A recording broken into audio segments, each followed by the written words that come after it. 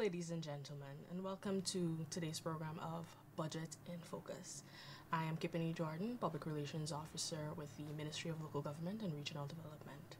Today we are honored to have two guests with us, the Honorable Minister within the Ministry of Local Government and Regional Development, Anand Persaud, and Member of Parliament, Alistair Charlie, who will share with us their plans to spearhead the government's allocated budgetary allocations to the regions and the country as a whole.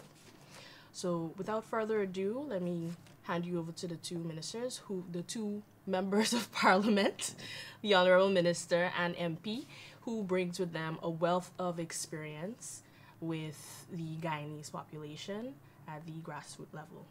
So before we go further, I would like to go ahead and start asking you some questions so that we would be able to find out what really we're going to be doing with the money for local government. All right, so we'll start with Minister Anand Persaud. Minister, can you give us a quick overview of how exactly communities are going to benefit from this year's budget? Well, thank you very much, Ms. Moderator. And good evening, good afternoon, good morning to our viewers and listeners across this beautiful land of ours we call Guyana. This 2024 national budget is meticulously and strategically designed to bring prosperity to every citizen in all 10 regions of this country. Guyanese will continue to witness an unprecedented economic growth in every sector in a rapidly transformed new and modern Guyana. This PPP government has demonstrated its vision and leadership in ensuring a plan of action to attract private investment, improve infrastructure and social services, provide and improve the lives of the Guyanese people. The local government sector will see $103 billion injected into the ministry across the 10 regions in 2024. Guyanese will witness the continued transformation and strengthening of the 80 local government organs with increased subventions. All right. Thank you very much for sharing that information.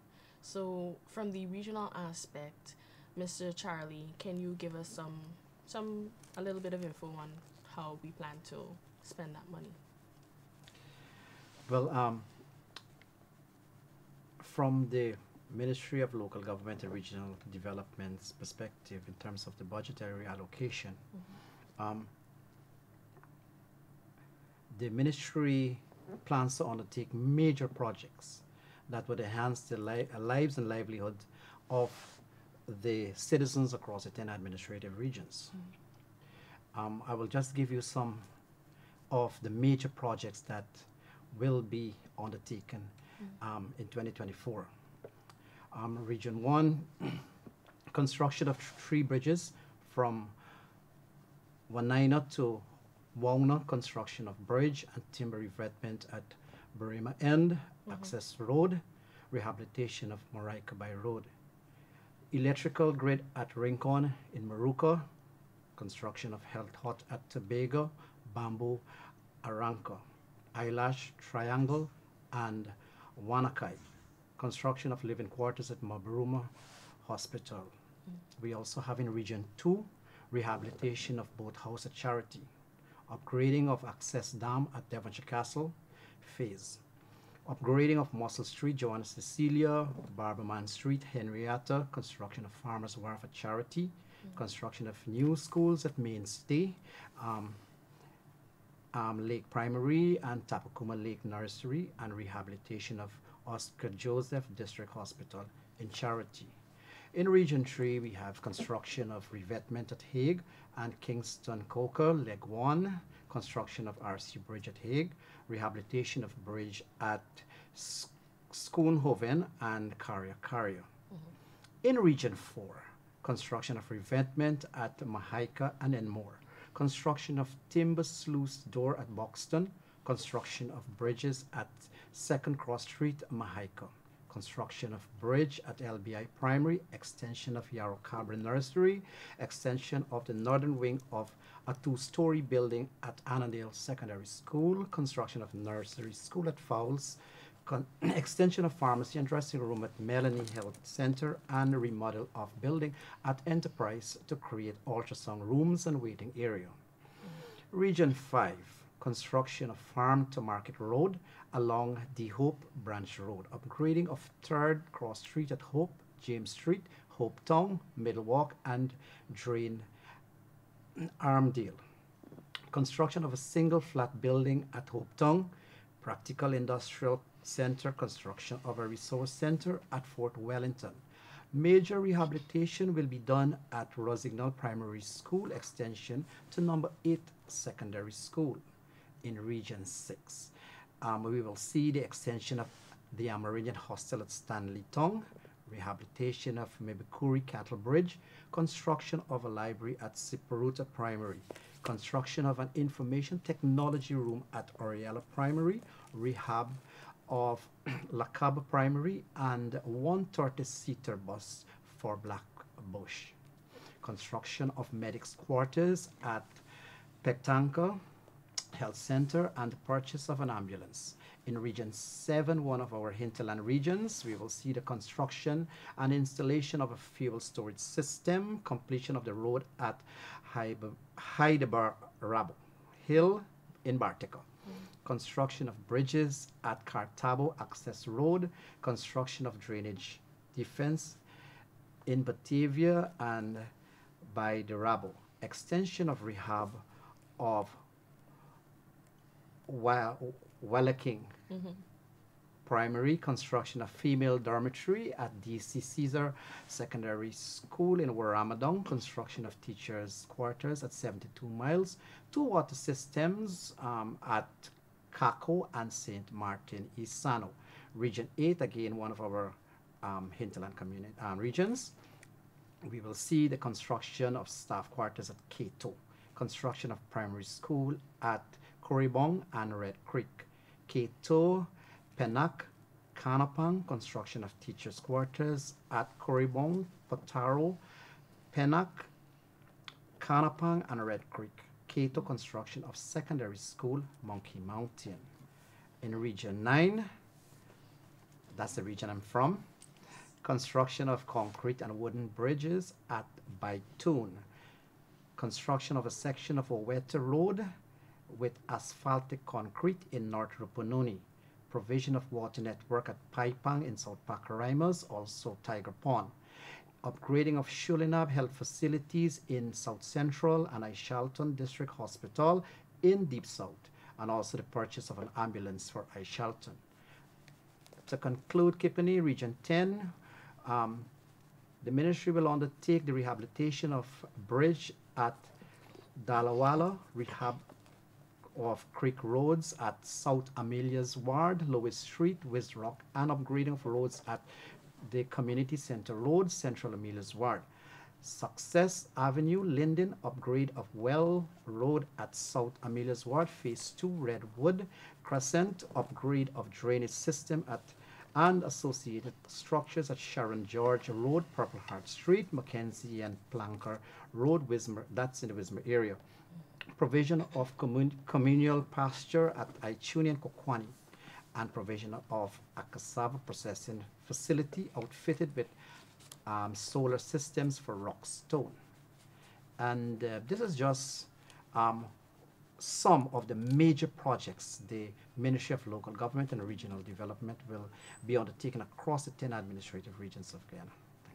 Excellent. Thank you, MP Charlie, for sharing that information with us. That definitely gives a scope of what the Guyanese people are to expect in communities across our country. Most definitely. Especially since you've highlighted the major projects that are expected to be rolled out for 2024. All right, so this question is directed for you, Minister Persaud. Looking back at where the ministry started in 2020, right? how do you see this tangibility translating into thriving communities and an improved quality of life for all? Kipney, just let me say to you and the viewers, the reason why I worked with my parliamentary colleague, Charlie, because some of those names of villages in the hinterland, I would have made a disaster out of it, especially with the pronunciation. So thank you very much, Kama Charlie. You're always welcome, Minister.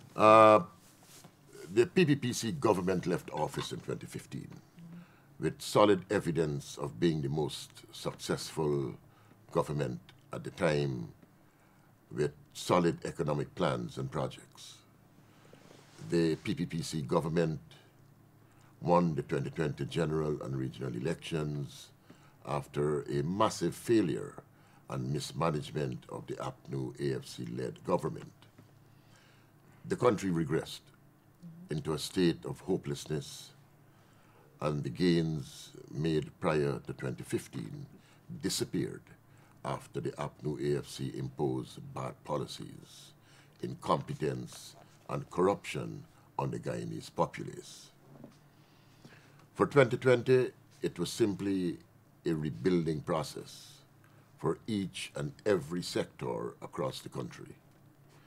Every national budget since 2020 was carefully and strategically crafted to deliver prosperity to every citizen in the 10 administrative regions of Guyana. Guyanese saw hope restored to this country, and every citizen has witnessed unprecedented economic growth in every sector, in a rapidly transformed new and modern Guyana. This PPPC government has demonstrated its vision and leadership in ensuring a plan of action to attract private investment, improving infrastructure and social services, and providing opportunities and improving the lives of all Guyanese through the creation of jobs and the creation of opportunities for all to grow and enjoy a comfortable life personally. Great, great. That would definitely bring us to the next question. I know the ministry has been administering the 10-day worker program. Based on your projections, how many persons are likely to benefit this year, and at what cost? I know the ministry, well, when I say the Ministry of Local Government and Regional Development, has been administering the 10-day program, which is being rolled out as a Pathway program, based on your projections. Well, not your projections, but last year, 2023, we saw in excess of 15,000 persons across this country benefiting from that grant. I'm pretty sure, if my memory serves me correctly, $10 billion put aside for in 2024. So you will see a massive rollout once again throughout the length and breadth of Guyana regarding the Pathway workers, which are basically for, you know, entrepreneurs, the vulnerable, and so that program will continue. All right, just a side note. Would you be able to say that, you know, for the part-time, well, the Pathway workers program, right? Many persons know it as the 10-day worker program. Can you say if the regions will continuously support registration, or they'd have to come directly to our agency to get some assistance there?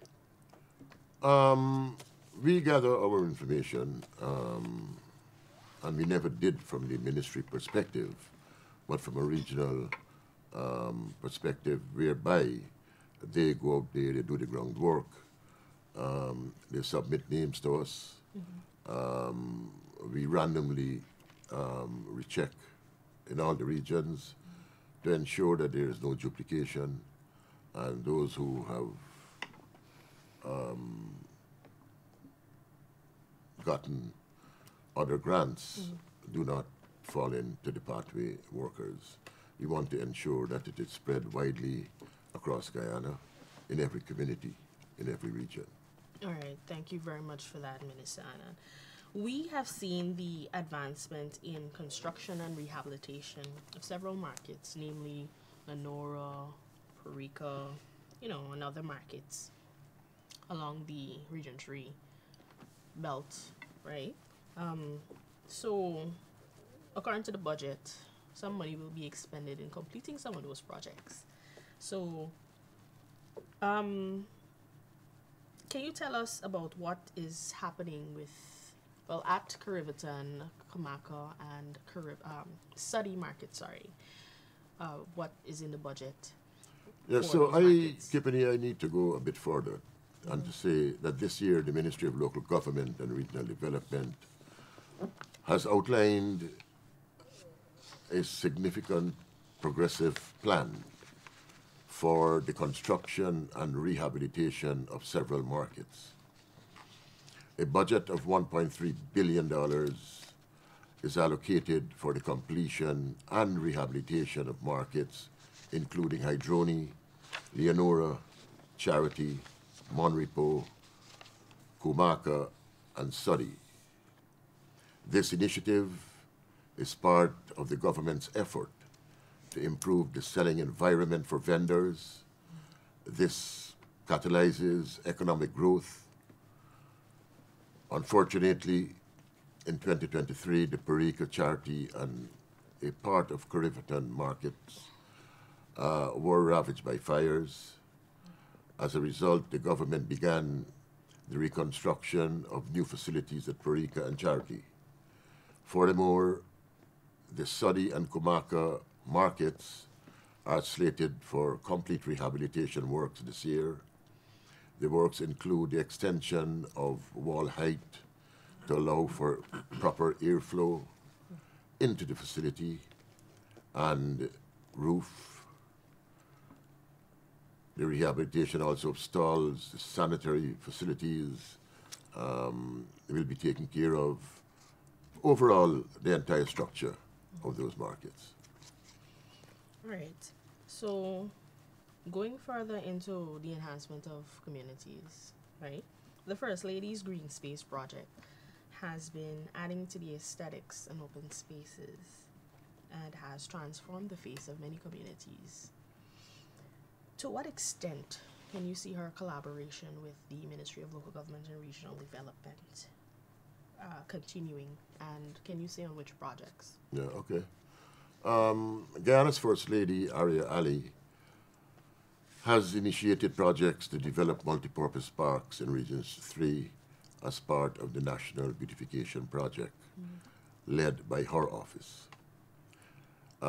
This particular park is located at Tushin on the east bank of Essequibo and is aimed at enhancing community spaces and providing residents with recreational and sporting facilities.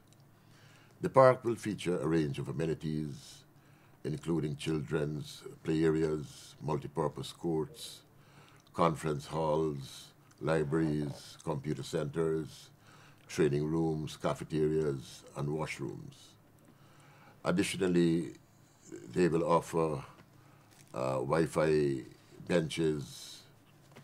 You will have adequate amount of lighting, water fountains, lighted fountains also, garbage receptacles, and these facilities are designed to be inclusive, catering for the needs of children, women, the elderly, and persons with disabilities.